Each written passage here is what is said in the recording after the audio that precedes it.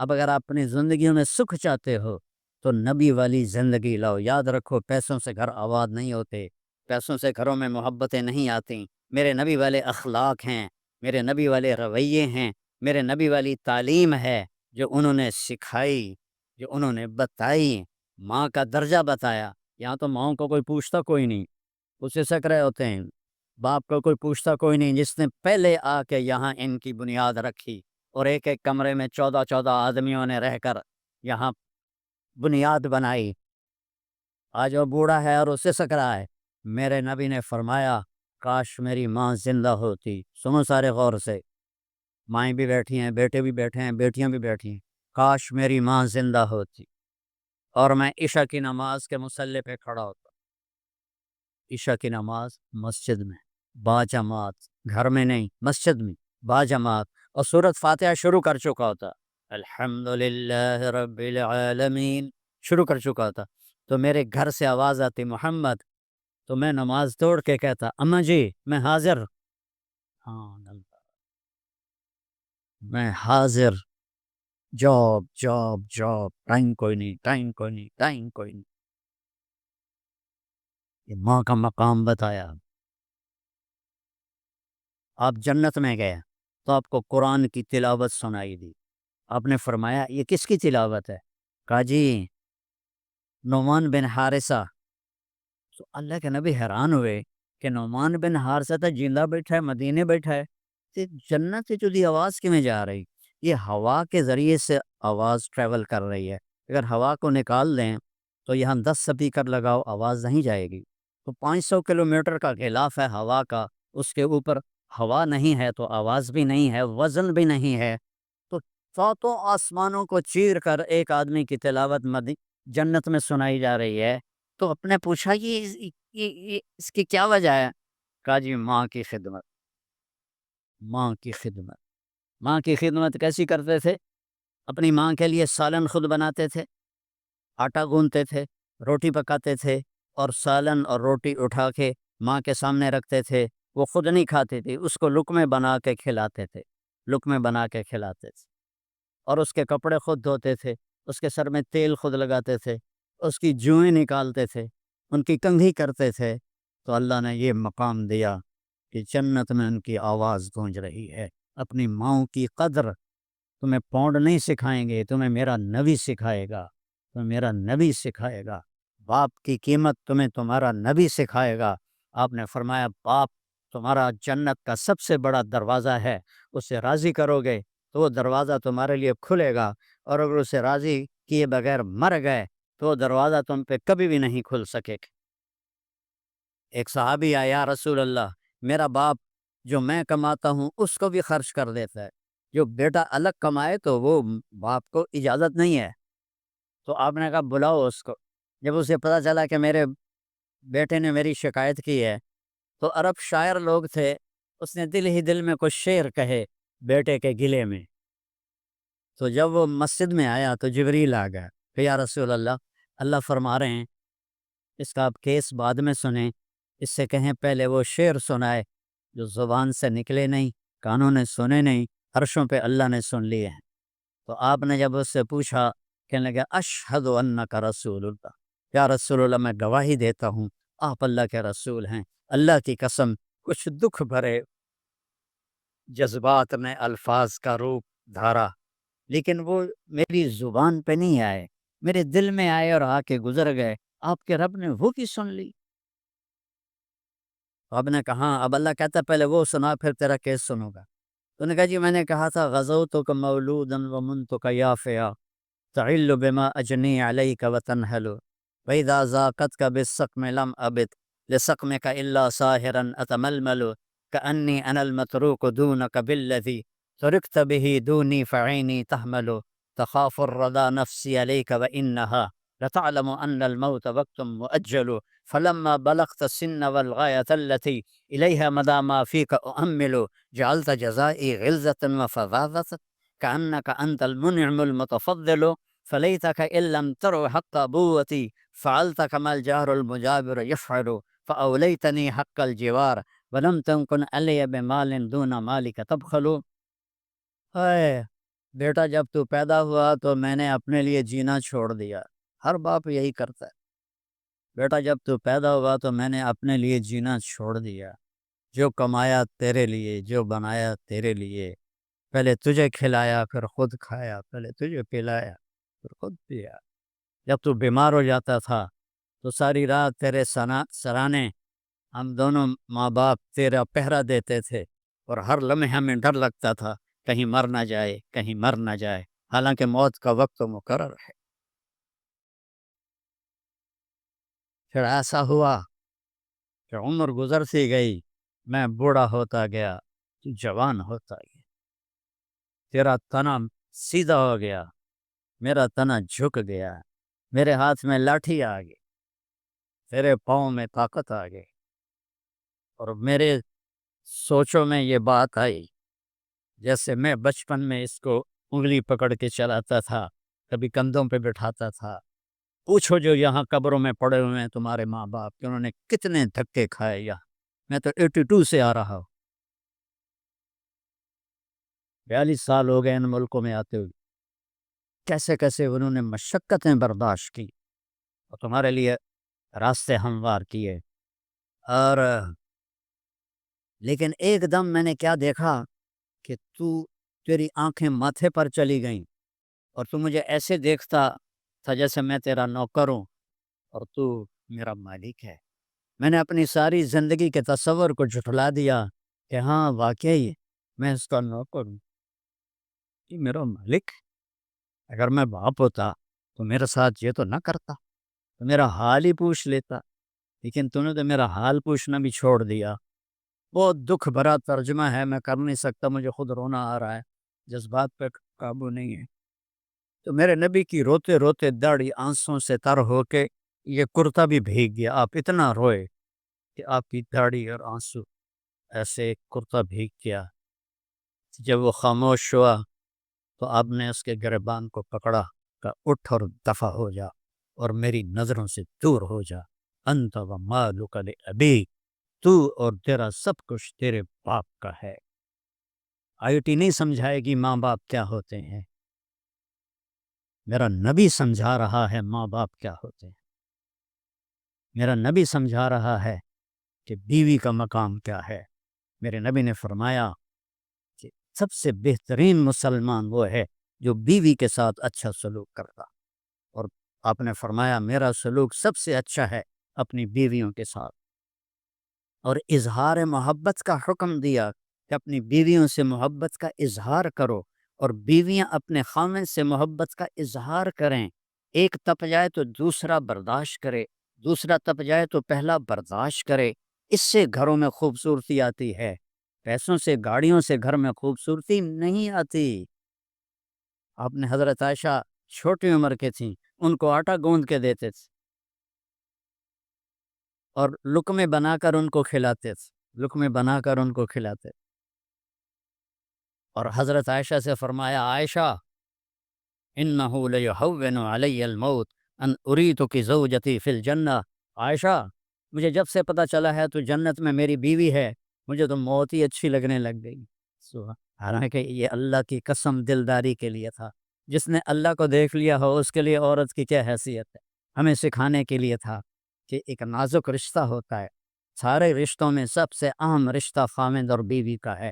پورے قرآن میں اتنی آیات کسی رشتے کے لیے نہیں، نہ ماں کے لیے، نہ باپ کے لیے، نہ بہنوں کے لیے، نہ بھائیوں کے لیے، نہ بیٹوں کے لیے، جتنی آیات خاوند اور بیوی کے لیے اللہ نے اتاری ہیں، چونکہ باقی رشتے ٹوٹتے نہیں، اور یہ رشتہ ایک بول پہ بنتا ہے اور ایک بول پہ ٹوٹ جاتا ہے۔ اور اللہ تعالیٰ دیکھو، حلال جو ہوتا ہے وہ تو کبھی بھی ناپسندیدہ نہیں ہوتا، حرام ناپسندیدہ ہوتا ہے، لیکن میں نبی کے بول پہ قربان جاؤں کہ آپ نے فرمایا کہ اللہ کو سب سے بدترین حلال، سب سے بدترین حلال، سب سے خبیث حلال طلاق ہے، سب سے خبیث سب سے خبیث جو حلال ہے وہ طلاق ہے۔ آپ نے کہا علی بے وجہ طلاق نہ دینا، جب بے وجہ طلاق دی جاتی ہے تو اللہ کا عرش کانپ اٹھتا ہے۔ چلو بھائی، کہہ رہے ہیں وقت پورا ہو چکا ہے۔ وقت تو یار موت پہ پورا ہوتا ہے، پہلے کہاں پورا ہوتا ہے ہیں؟ اللہ تیرا بھلا کرے، گالتا صحیح کر۔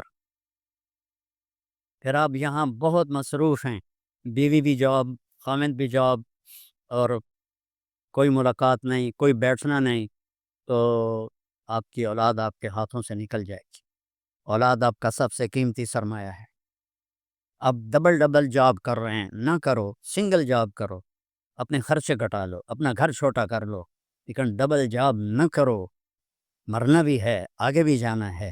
وہ سب سے بڑی دولت اولاد ہے، اس اولاد کو وقت نہ دینا یہ آپ کا بہت بڑا ظلم ہے۔ تو اپنے اولاد کے لیے ٹائم نکالو، اور جب گھر میں ہو تو موبائل آف کر دیا کرو۔ گھر گھر میں ہو تو موبائل آف کر دیا کرو، آپس میں بچے بیوی بیٹھو۔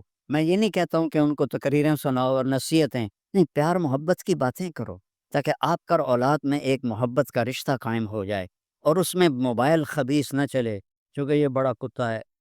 یہ جب ذرا سی ٹن ہوتی ہے نا، اور بیوی خامند کی بات سن رہی ہوتی ہے، وہ ٹن وقت سوری میں ذرا کال لے لو، وہ تیری سوری اس پر اثر نہیں کرتی، تیری بے رخی اسے دکھی کرتی ہے۔ اور جب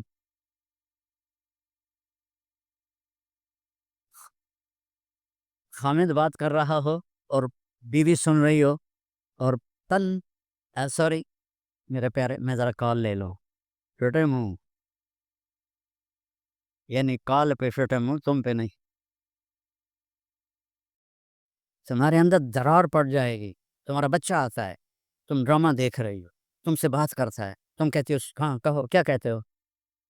نظر ادھر ہے، ہاں کیا کہتے ہو؟ اللہ کی قسم اپنے اولاد کو الٹی چھری سے ذبح کرتی ہے۔ فارغ ہو جاؤ بچوں کے لیے، تمہاری مجبوریاں ہیں کہ عورتیں بھی جاب کرتے، ورنہ اصل ہے کہ تم اپنے بچوں کی تربیت کرو، انہیں پروان چڑھاؤ، ایک اچھا انسان بناؤ، ایک اچھا مسلمان بناؤ۔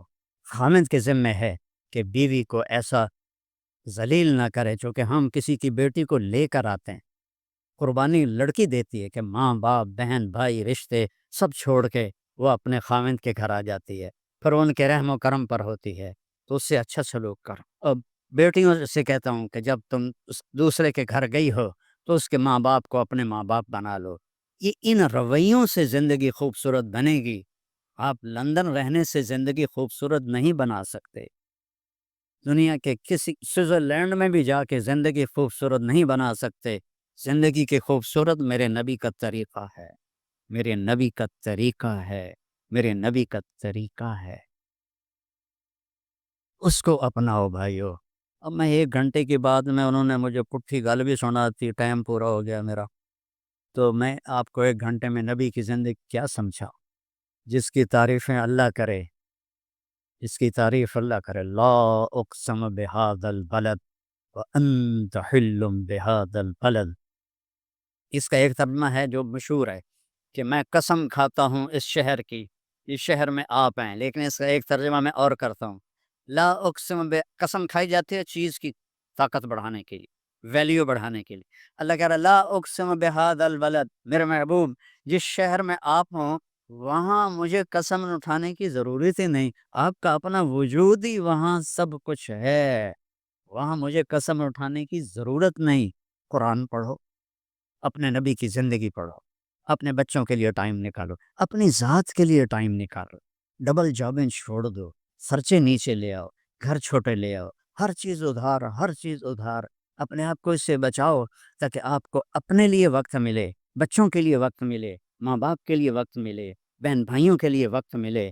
اس کا نام زندگی ہے۔ یہ زندگی تھوڑا ہی ہے job job job job job, بھاگے جا رہے ہیں، بھاگے جا رہے ہیں، بھاگے جا رہے ہیں۔ اللہ مجھے عمل کی توفیق دے، کوئی بات ایسی ہو گئی ہو تو مجھے اللہ کے لیے معاف فرمائیں۔ السلام علیکم ورحمۃ اللہ وبرکاتہ۔ السلام علیکم ورحمۃ اللہ وبرکاتہ۔ بسم اللہ الرحمن الرحیم، والصلاة والسلام علی رسولہ الکریم وعلی آلہ وصحبہ اجمعین، اما بعد۔ آپ نے ارشاد فرمایا اربع اذا کانت فیک ما ضرک ما فاتک من الدنیا۔ آپ نے فرمایا کہ میری امت 4 باتیں مجھ سے لے لو، فرائض کے بعد حفظ و امانت، دیانتداری سے کام کرنا ہے، دھوکہ نہیں دینا. حسن و خلیقتاً اچھے اخلاق بنانے ہیں، حیا والا بننا ہے، میٹھے بول والا بننا ہے. عفتن فی طعمتن، رزق حلال کھانا ہے. اس کے بعد آنکھیں بند. پھر موت ایسا ہے، اللہ کے رب ہونے کی قسم، یہ مرد یا عورت، اس کے لیے موت سب سے بہترین تحفہ ہوگا. بہترین تحفہ ہوگا کہ جب یہ اللہ کی بارگاہ میں جائے، اللہ اسے ہنس کے ملے گا، خوش ہو کے ملے گا، اور یہ اللہ کو خوش ہو کے ملے گا. اللہ مجھے آپ کو عمل کی توفیق بخشے. اللهم لك الحمد كما أنت أهله، فصل على محمد كما أنت أهله، قلبنا وأنت أهله، إنك أهل التقوى. میرے والد، ہم بڑے ظالم ہیں، قصوروار، یار خطا کا. میرے مالک، اے اللہ، یہ رمضان کا مبارک مہینے گئے تجھے اپنے محبوب کی محبت کا واسطہ، یا اللہ اس کے امت پر کرم فرما رہے. تیری بارگاہ میں جھوٹا بن کے نہیں پیش آؤں، دغاباز بن کے نہیں پیش ہونے، بد اخلاق بن کے نہیں پیش آؤں، اور تیری بارگاہ حرام خور بن تیری بارگاہ میں ایسے پیش ہونا چاہتے کہ تو ہم سے راضی، ہم تجھ سے راضی ہو. تیرا محبوب ہمیں اپنے گلے سے پکڑ، میرا صحیح سچا امت خود کو سر نکل پل سرات پر اپنے ساتھ لے کر جنت الفردوس میں دائیں بائیں ہمیں ملے گا نصیب فرما. میرے مالک، سوا عرب کی آبادی ہے کلمہ پڑھنے والوں، لیکن خس و خشک پانی کے بلبلے، بے حیثیت، ذلیل و خوار. یا اللہ تو نے دینے میں کمی کی، ہم نے مانگا. یا اللہ تیری رحمت کی کمی نہیں، ہم ہم نے تجھے بھلا دیا. یا اللہ یہ مبارک عصر کا وقت ہے، تیرا عرش آسمانوں پر، جنت کے دروازے کھلا، جہنم کے دروازے بند. یا اللہ میں ویسے ہی معاف کر، اپنے حبیب کے صدقے معاف کر. نیک بننے کی کوشش کرتے کرتے عمر بیت رہے، دل پہ داغ، تنہا متاع داغ شد، بمبا کجا کجا نہ. ہمارے پاس کچھ نہیں ہے، ہم تجھے تیرے نبی کے آنسوں بس ان کے عہد میں ٹوٹے دانتوں، تو نے ہمیں کیسا شفیع نبی. جب آپ کے دان ٹوٹے، بے ہوش ہوئے، صحابہ سمجھے آپ شہید ہو گئے، سب رونے لگے داڑ داڑ. تھوڑی دیر بعد آپ کی آنکھ کھلی تو صحابہ نے رو کر عرض کیا، یا رسول، کافروں کے لیے بددعا، جو آج ایک دوسرے کے لیے بددعائیں کرتے تھے. میرے نبی نے ہاتھ اٹھا کر کہا، یا اللہ میری قوم کو معاف کر دے، کیونکہ یہ مجھے جانتے ہیں اور نبیوں میں رحمت لقب پانے والا، اس لیے تو نے اسے رحمت للعالمین فرمایا. یا اللہ اس کے سانچے میں ڈھال، ہمارے معاشرے سے بے حیائی کو نکال دے، جھوٹ کو نکال دے، بدیانتی کو نکال دے، رشوت سود کو نکال. یا اللہ ہمیں رزق حلال دے، رزق حلال، رزق حلال. والدین کا فرما بردار بنا، آپس میں یہ بیوی کی محبت کو سچا کھرا فرما، اولاد سے شفقت نصیب فرما. جو بیمار ہیں ان کو صحت عطا فرما. یہ کرونا وائرس آیا ہوا ہے، تو نے ایک چھوٹے سے جراثیم پوری دنیا کو بے بس کر کے دکھا. تو قادر مقتدر ہے، اللہ کل شيء. میرے مالک، پوری دنیا کے انسان، مسلم غیر مسلم، سب کے لیے میں ہاتھ اٹھاتا ہوں، سب کو اس وبا سے نجات دیتے، امن کے حالات دیتے. جن گناہوں کی وجہ سے یہ آیا ہے وہ ہمارے گناہ معاف کر دے، ہمیں ان سے نکال لے. ہمیں سے اللہ اپنی محبت والی زندگی عطا فرما، اپنی اطاعت والی زندگی عطا فرما. جو اس بیماری میں مر کے تیرے پاس آ گئے اہل ایمان، انہیں شہادت کا درجہ نصیب فرما. جو بیمار ہو چکے ہیں انہیں صحت کامل نصیب فرما. اور یا اللہ ہمیں قیامت کا دن اپنا دیدار کر، ہم سے جی بس کرو تو ہمیں دیکھ کے بس. میرے دیش کی حفاظت فرما، میرے چاروں صوبوں کی حفاظت فرما، ساری اقوام کی حفاظت فرما، تمام طبقات امت کی حفاظت فرما. جب ہمارے جانے کا وقت ہے تو ایمان پہ خاتمہ نصیب فرما، عافیت والی موت نصیب فرما. صلی اللہ